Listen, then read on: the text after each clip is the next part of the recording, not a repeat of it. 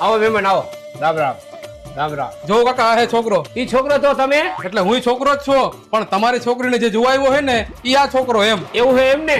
બેટા ચાલે ત્યાં ને ગરમી બહુ થાય છે, કુલર ચાલુ કરો ને. ગરમી થોડીક સહન કરો, લાઈટ નથી. કાંઈ વાંધો નહીં. છોકરાની ઉંમર તો બહુ વધારે લાગે છે, માથામાં તાલ પડી જાય છે. ઉંમર તો આની નાની હે, પણ વાળ થોડાક વેલાર કરવા માંડ્યા છે. બેટા ચા નો લાવતી.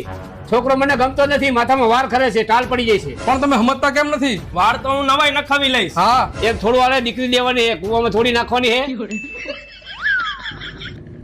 હાઈસ લાઈટ આવી ગઈ ભાઈ. પેલા તમારા માથાના સાપરાનું કરો ને કાંઈક. અને બીજાના છોકરાને કહ્યો કે માથામાં ટાઇલ પડી ગઈ. મારે ક્યાં લગ્ન કરવાના હે? ભલે ન કરવાના હોય, હાલ ભાઈ આપણે અમદાવાદ જાય, તારા માથામાં હેર ટ્રાન્સફર કરાવતા આવી. હાલ.